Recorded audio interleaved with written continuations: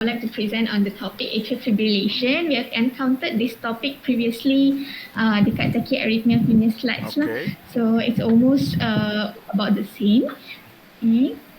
So as you all know, atrial fibrillation is the most sustained common arrhythmia. So it is the definition, by definition, it is irregular. It's a supraventricular or atrial tachyarrhythmia where they have an irregular heartbeat.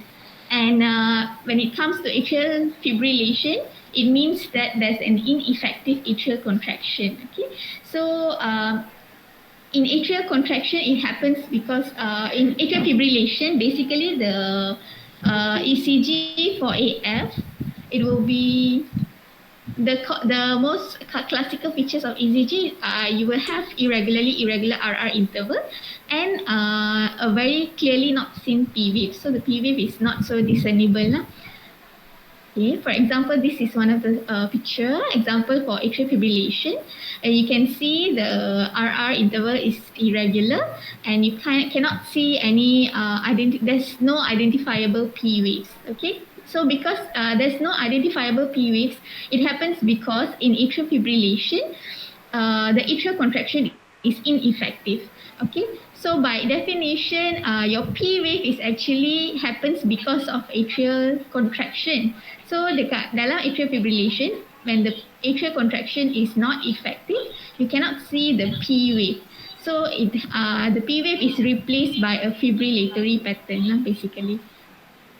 So arrhythmia, just going back to the previous CME, tachyarrhythmia we can actually divide into regular narrow complex, regular broad complex, and we have irregular narrow and broad complex.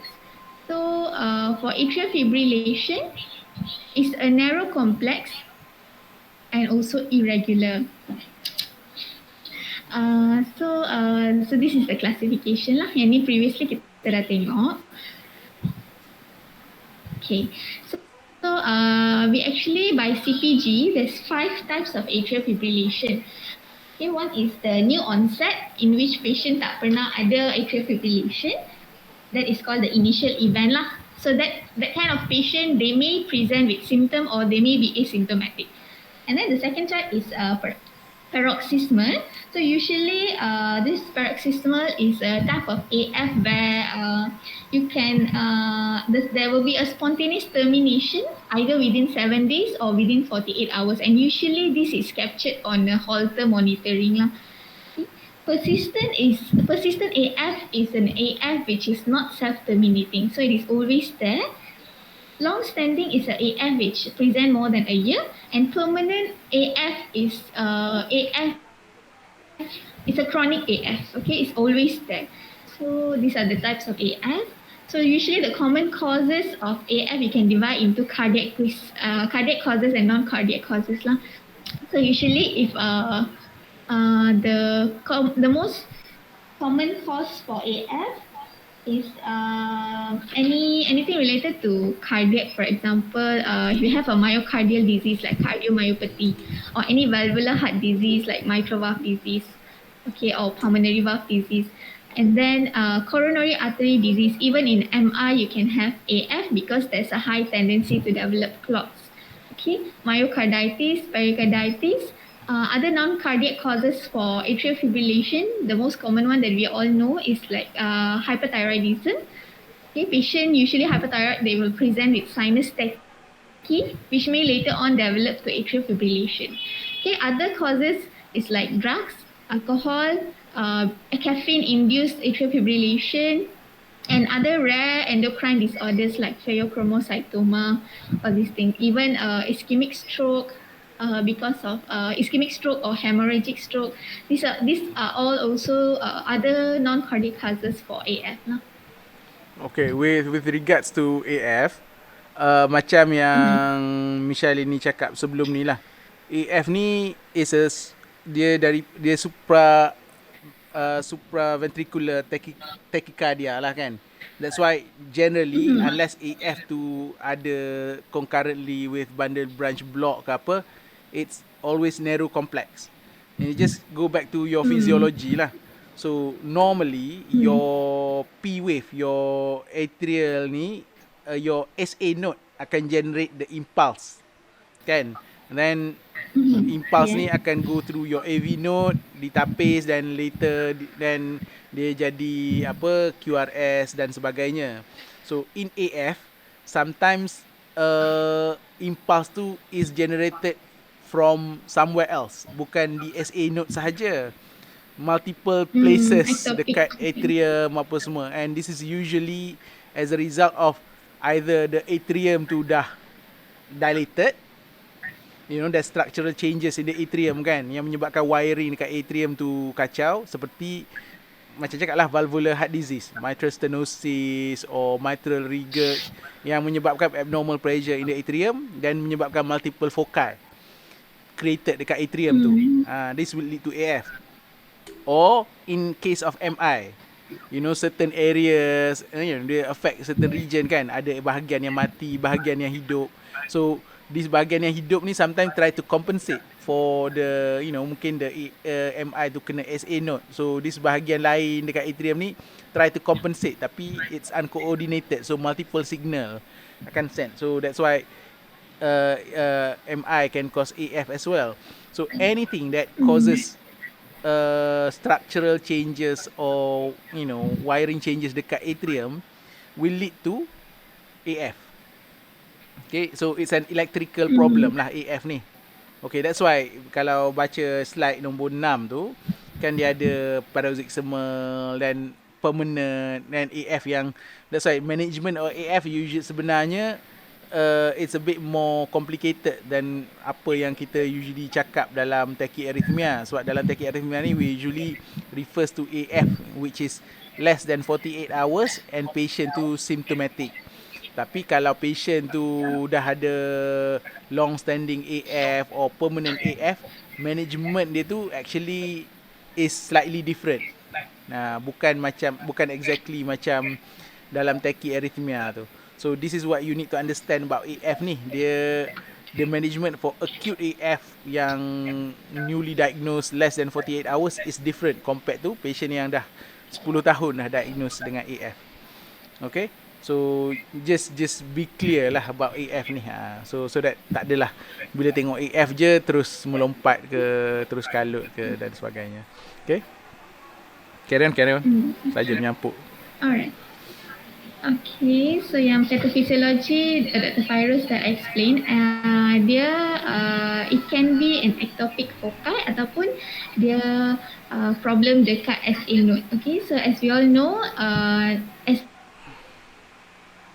node tu is the dominant pacemaker in our heart lah. So an SA node, when the electrical impulse travel from SA to AV node, it will cause atrial contraction, and in atrial fibrillation yang related to heart condition, usually the SA node is no longer functioning well, so the atria cannot contract in a synchronous rhythm. So that is why that you won't have a P wave because your atria is not contracting. So the atria is rather fibrillating than pulsating lah. Okay, so when this AV node, from SA node to AV node, dia akan ada irregular signal. That is why your signal, your ventricular contraction will also become irregular. Okay, so that is basically the pathophysiology. Okay, so usually when it comes to AF, the management cascade, as for emergency department, we deal with acute AF lah. So dia punya management tu sampai kita stabilize the patient. Okay, and more to that, after that tu memang patient we need to manage the patient to prevent the complications. So we need to start anticoagulation and also to treat the underlying causes to dia punya, kalau dia ada cardiovascular, concomitant cardiovascular disease, so we need to manage on that lah. So but talking about atrial fibrillation in emergency department setting, okay, so this is one of the example of AF. Okay, you cannot see any P wave and it is obviously very irregular. Okay, so usually if patient present with AF, if it is called fast AF if patient has a heart rate of more than 150, and usually fast AF it comes with symptom. Patient might have lightheadedness or palpitations, so any symptoms like this. So any patients who come with AF, so the first thing you have to stabilize the patient. So the airway breathing and circulation. Okay, make sure the vital signs are taken. Attach the patient to the cardiac monitor. Okay, and IV lines are set. Everything. So the ABC, and then you check for the vital signs. If the patient is having any unstable symptoms, for example, they have hypotension, okay, any signs of shock, any acute heart failure symptoms, for example, they have crepitations in their lungs, okay, they have chest pain, okay. So usually patient who comes with unstable AF, the ultimate management will be synchronized cardioversion, okay, using 120 to 200 joules of biphasic, okay, synchronized cardioversion. So that is for unstable patient. But if patient comes in with fast AF, but they are stable, fast AF with symptoms, but they are stable, meaning the vital signs are stable, the BP is normotensive, SpO2 is fine, and they don't have any signs of acute heart failure. So your main management would be rate control. Okay, so you want to control the heart rate. So in this case, as in for our emergency department, we will start patient. The first line will be IV digoxin. Okay, so digoxin is usually we will start the patient with 0.5 mg, okay, in 50 cc over 20 minutes. That will be the loading dose. Okay, and then post digoxin, you try to repeat the ECG and see if there is the heart rate has been reduced, or so that will be the first line. And then for the second line will be beta blocker, and make sure that if you are giving beta blocker, make sure the patient has no heart failure symptoms. Okay, the patient has no CCF or the patient has no asthma, so you can give beta blocker. If the patient is having CCF, the third line will be IV amiodarone. So IV amiodarone, the good part about amiodarone is it has both it has effect on both rate control and also it can convert. It has meaning it can control both heart rate and also to convert into a sinus rhythm. Okay, so amiodarone, as you all know, it can be used in many tachyarrhythmia like SVT or AFib also. So the dose is the same, 150 to 300 mg over 1 hour, given in infusion, not bolus. And after that, you can maintain the patient with maintenance infusion, which is 1 mg per minute over 24 hours. So that will be the ED punya management. Usually, if patient has chronic AF, which is permanent AF, usually and if they are quite unstable or what, usually in permanent AF, synchronized cardioversion does not really help because they already have a cardiac remodeling is there, so the structure of the heart is already remodeled. So usually if patient has symptoms with permanent AF, which is chronic AF, also our treatment will be to reduce the heart rate. Okay, so it will be the rate control. You give rate control management, which is also IV digoxin. If they have no contraindication, then you can see the improvement after that, whether the symptom has reduced or whether the heart rate has reduced. So that is the management in ED. So okay, so just nak clarify sikit lah. Okay, so adult tachycardia, this is adult tachycardia algorithm. Okay, so this basically applies for SVT or any form of narrow complex tachycardia. This is something in general lah. Like I've mentioned previously, AF ni it's slightly unique. Yes, if patient comes to you with no other history, datang with signs of instability, and the rhythm is AF, yes, it's not wrong for you to follow this algorithm. Tapi we hospital yang ada komputer kan, bukanlah kata file tu nak kena manually pergi trace kat unit record apa semua. With a few clicks you can get most patient punya past history. So if patient tu memang ada history of AF, there's no need to rush for synchronized cardioversion even if patient BP low dan sebagainya, because sometimes if patient tu memang dah ada chronic AF, synchronized cardioverting the patient may cause more problem, because if patient with AF more than 48 hours sebelum you buat synchronized cardioversion, you actually kena buat echo to ensure that patient tak ada clot dalam dia punya LV, because if patient ada clot dalam dia punya LV, you synchronize cardioversion, you may throw off the clot and lead to stroke dan sebagainya. So inpatient yang datang dengan AF, sometimes it's safer to, sebelum jump into synchronized cardioversion, take a step back, reassess the patient. Sebab especially if patient tu elderly lah, usually elderly ni jarang AF ni, usually AF tu mungkin dah lama cuma baru first time present. So sometimes you need to take a step back and reassess the patient lah. Tak perlu rush into synchronized cardioversion. AF ni dia special sikit. So yes, kalau you're somewhere dalam hutan mana-mana ke, then it's just you and a defibrillator, tiba-tiba patient datang with AF unstable, by all means.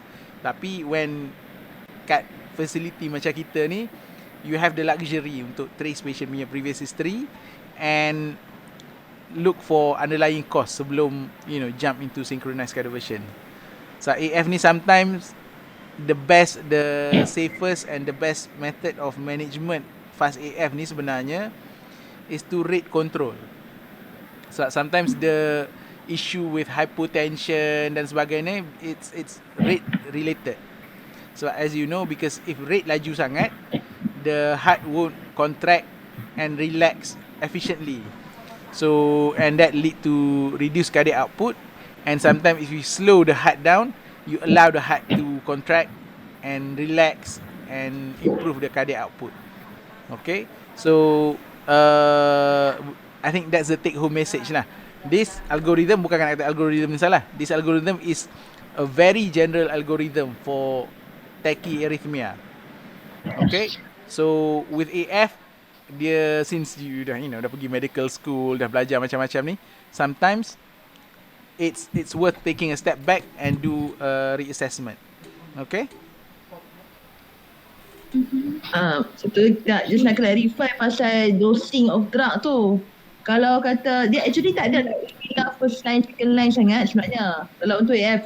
Tapi dia depends on patient punya presentation dengan patient punya why patient dapat, maybe dia prior the comorbid apa semua. Sebab kalau kata setengah center, kalau ikut guideline ke mana-mana, AF dia start dengan amiodaron, not necessarily dengan digoxin.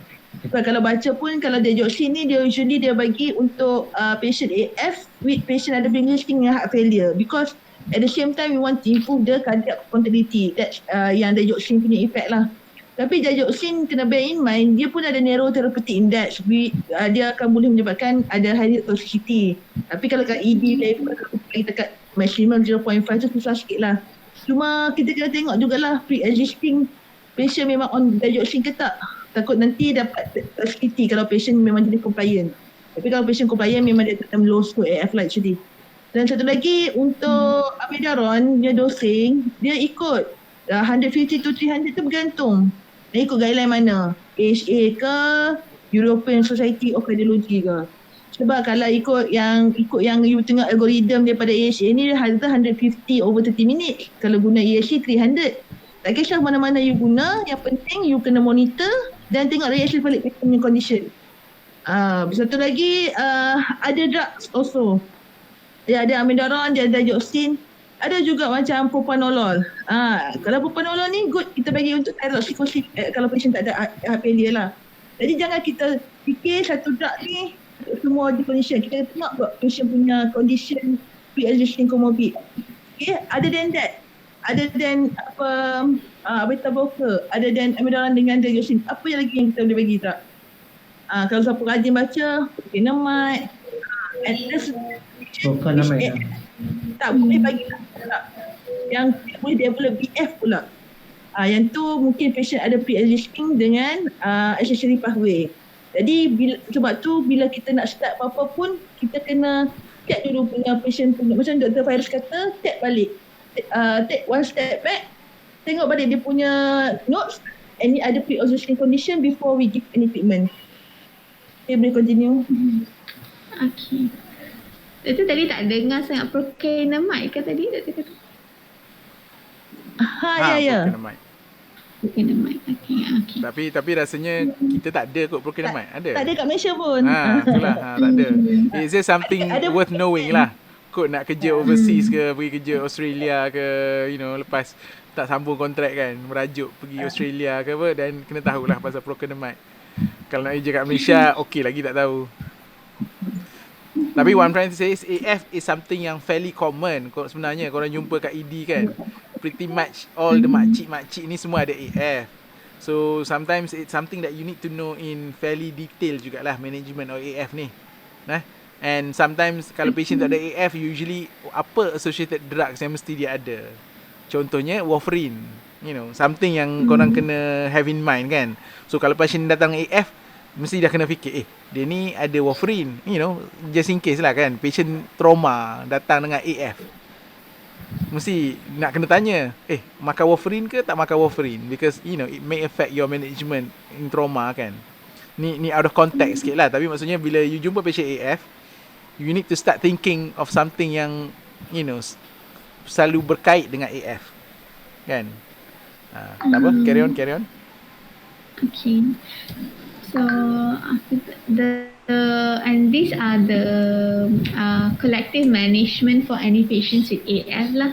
So ultimately kita akan the principle of treatment in AF, usually it will be for the relief of symptom. For example, we control the heart rate so that we can relieve the symptom, and then the prevention of complication. Okay, where in AF patient is prone to have thromboembolic events like MI or stroke and any heart failure. So the second principle of treatment is for prevention of complication, correction of the rate and rhythm, as well as optimal management of the concomitant comorbidity lah. So this one will be later on management after the patient naik ward ke apa ke. So this one is a good to know thing where in any patients with AF, usually we will assess the stroke risk lah using the Chartbar score, and the bleeding risk using the Hasbled score lah. Okay, so we have a few choices of for rate control. Kita ada pharmacological where we can use beta blockers. So usually patient will be discharged with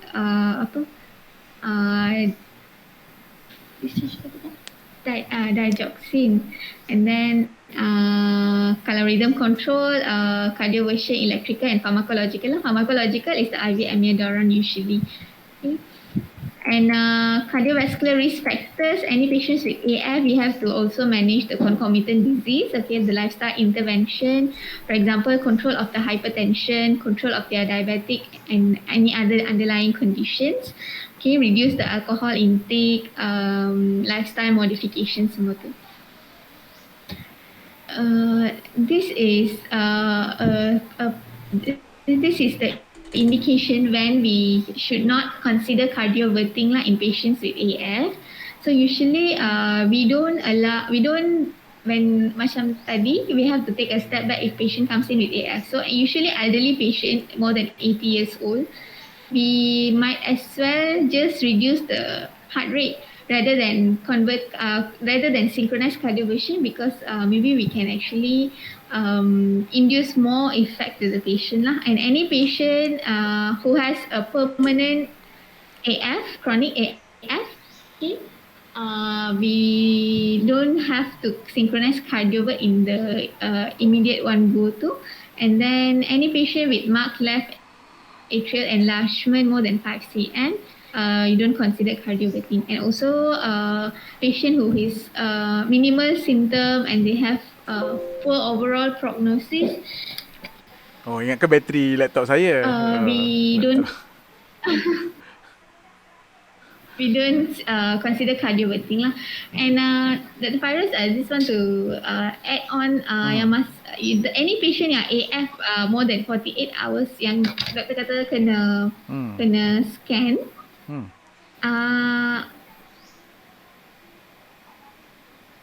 Ya. Oh, dah habis bateri ke?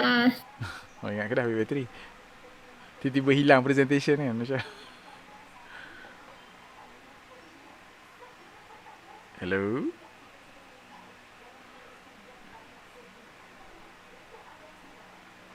Dah habis bateri ke?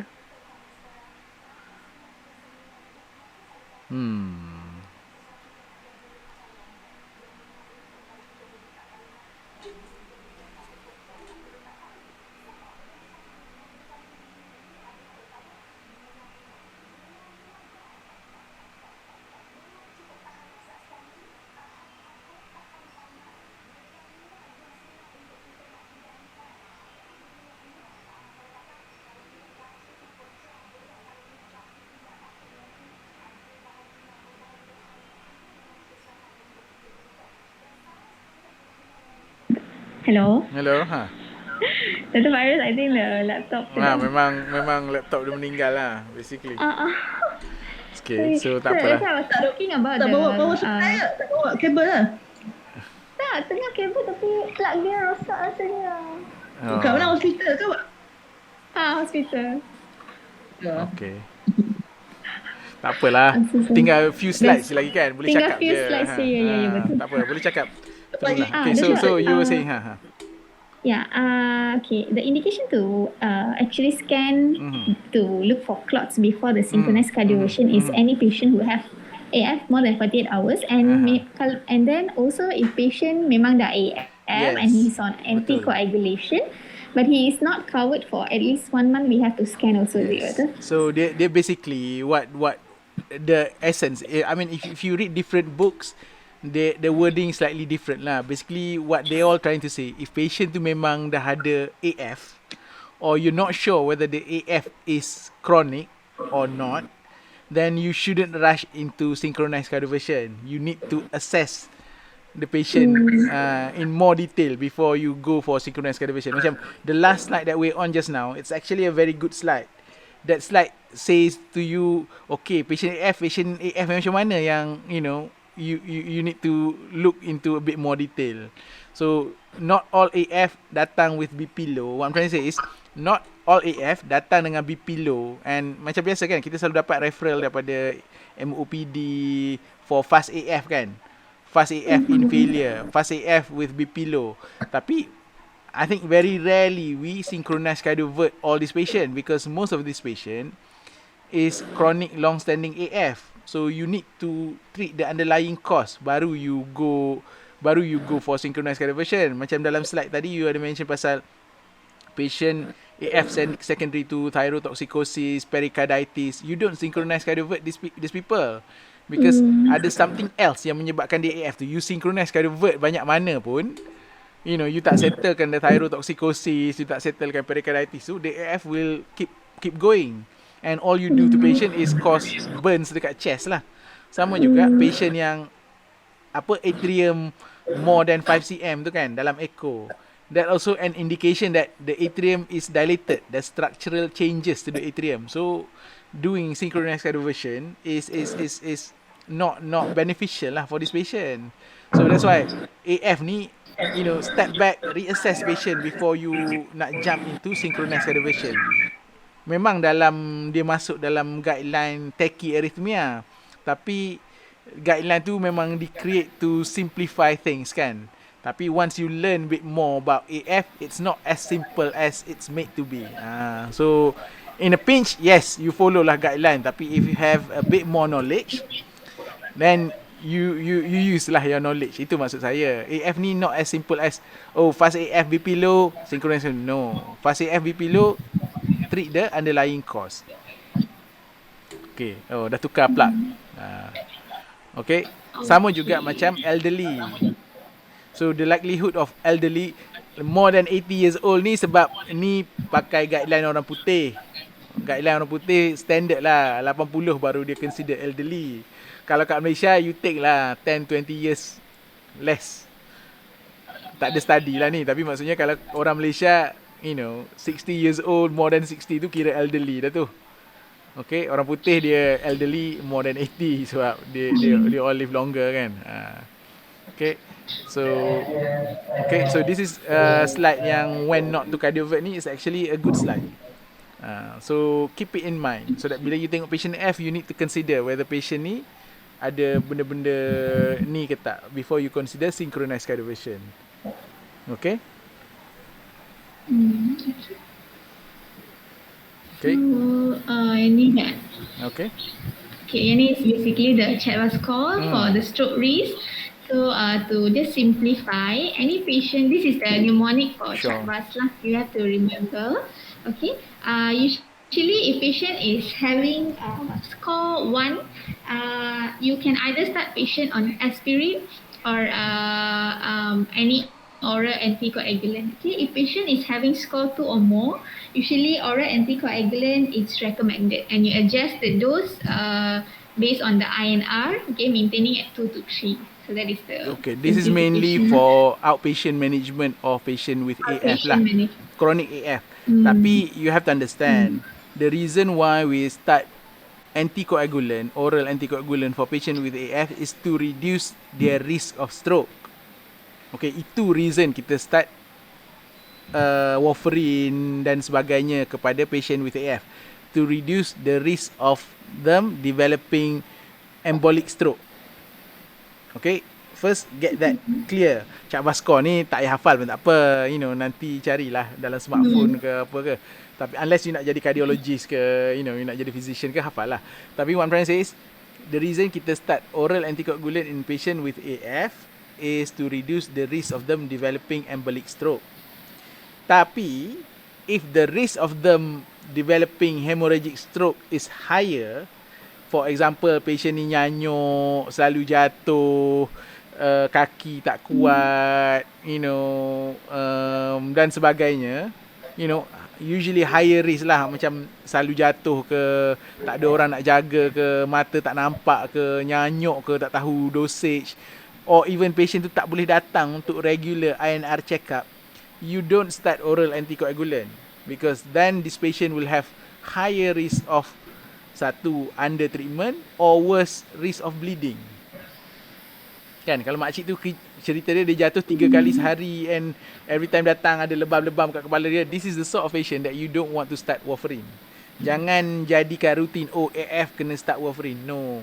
Kalau patient tu higher risk of developing hemorrhagic stroke or trauma, or memang tak boleh nak check INR, then don't start warfarin. Biarlah dia mati sebab stroke ke, or dia ada 10% risk of, or 10-15% risk of developing stroke, rather than mengurangkan the 15% risk of developing stroke tapi increase 50% risk of hemorrhagic stroke. That's something that you need to consider bila dah jadi physician ke, dah jadi MO medical ke nanti, with regards to nak start oral anticoagulant. Because for you rasa macam you are treating the patient, tapi kadang-kadang if you don't consider the risk of fall, the risk of mismedication, the risk of not being monitored, you may cause more danger to patient lah. This is where risk versus benefit comes into play lah when it comes to being a doctor. Okay, memanglah guideline cakap AF start oral anticoagulant, tapi selain pada CHADVA score, you ada HSBLAD tu kan score. So you need to balance between CHADVA dengan HSBLAD tu. Then you decide whether to start oral anticoagulant or not. Sometimes there are certain things that you just have to accept lah. Okay? Carry on. Sure. Alright, so only that. So thank you dah. Without Doctor, to any of you, just want to ask, if usually we synchronize cardiovert patient, what is the criteria on the ECG to say that this patient is already cardioverted? Dia memang akan ada only PVIF. Bukan. Maksudnya the reason the it's in the name. Synchronized cardioversion ni maksudnya you converting the rhythm from whatever pathologic rhythm to sinus rhythm or to another rhythm yang more stable. Usually convert to sinus rhythm lah.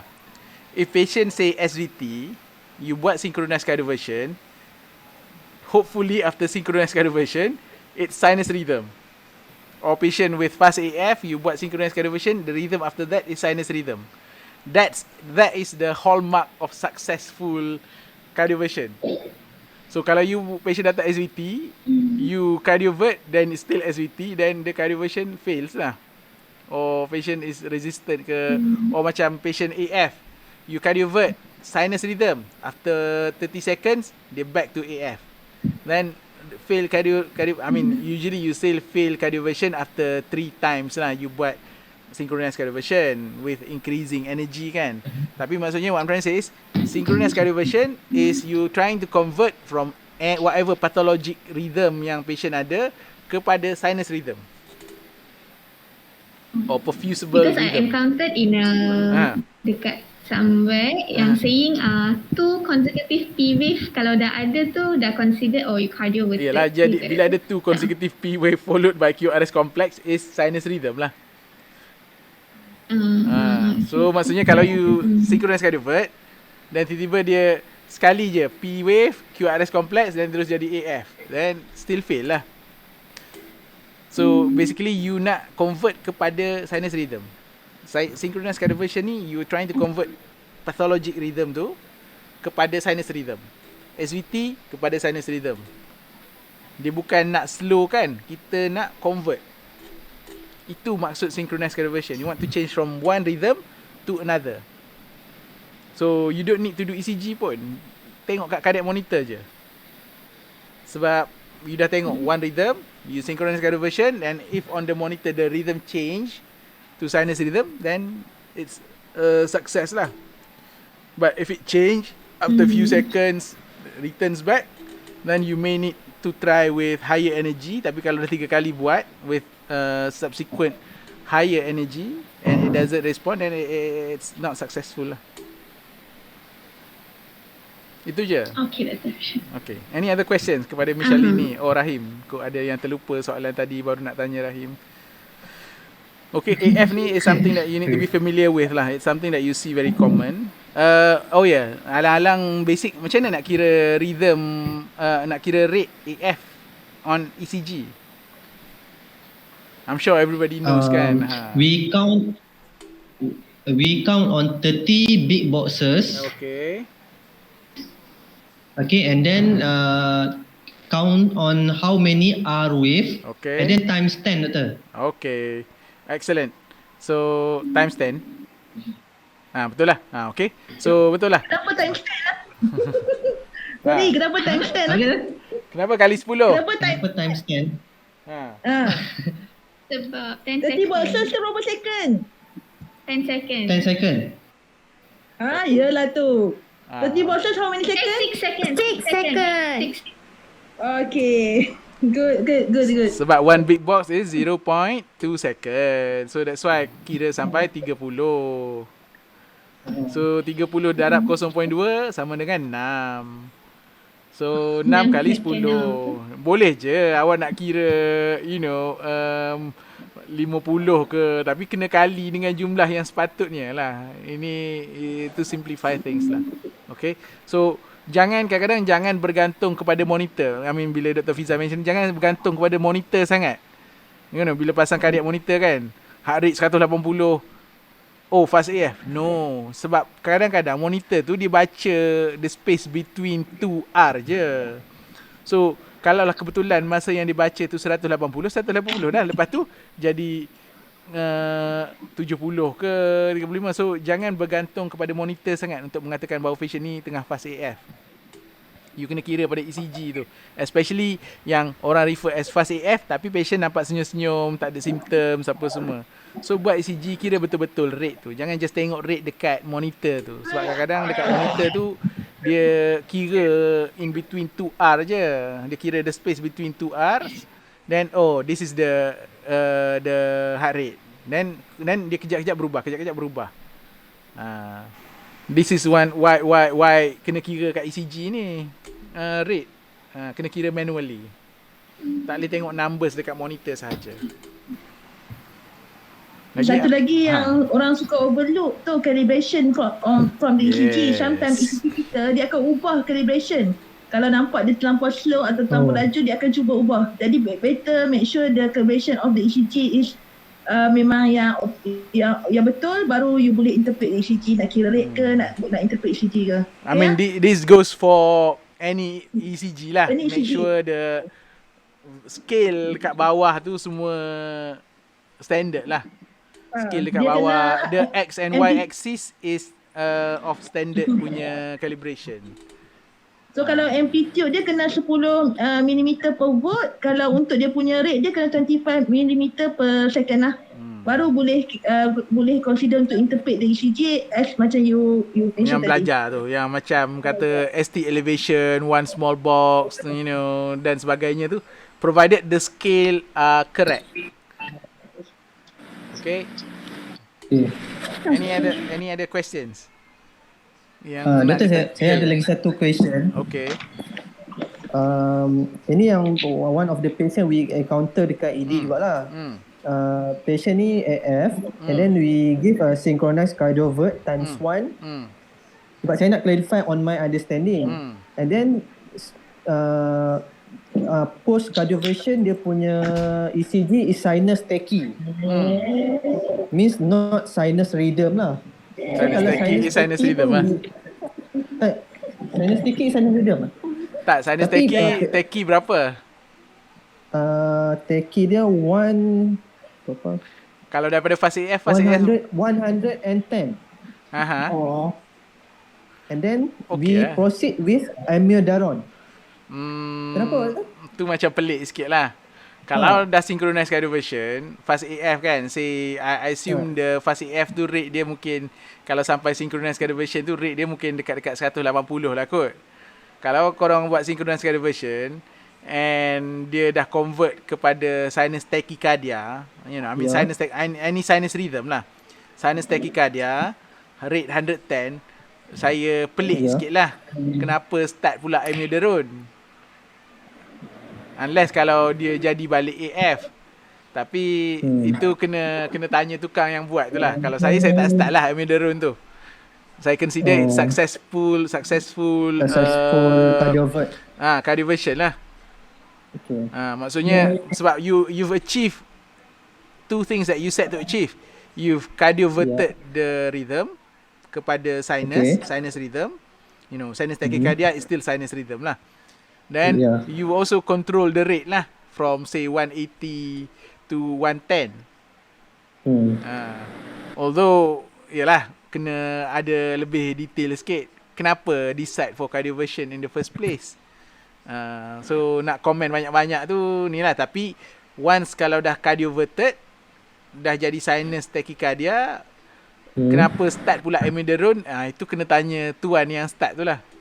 Kalau saya, based on yang awak cerita ni, saya rasa tak perlu dah amiodarone. So kalau based on doktor, kira this case kira dah revert lah doktor? Dah revert lah sinus. Tak perlu. Sebab tak kalau awak baca management for sinus tachycardia pun, mana ada management sinus tachycardia start amiodarone. Betul. Kan? You find the underlying cause for sinus tachycardia lah. You don't start amiodarone for sinus tachycardia. Kalau tak habis patient green zone semua start amiodarone. Okay, kan? Faham. Okay, so kena tahu lebih detail sikit lah konteks cerita ni. Sebab kalau just based on information yang awak bagi tahu, saya query sikit lah kenapa start amiodarone. Tapi mungkin ada reason yang lain lah. Oh, by the way, amiodarone kalau patient ada thyrotoxicosis ke thyroid storm ke, jangan start Okay. Kenapa? Meeshalininy boleh jawab? Nak jawab? Kenapa? Patient ada thyrotoxicosis, jangan start. Patient ada AF sebab thyrotoxicosis, tak boleh start amiodarone. Contraindicated. Kenapa? Contraindicated. Alamak. Sebab dia boleh cause heart block ke atau bukan? Kan. Orang lain, ada orang nak tolong Meeshalininy? Rahim ke?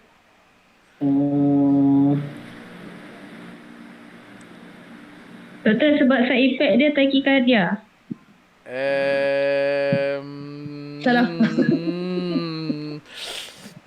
Tidak. Ke dia akan lebih terukkan thyroid toxicosis?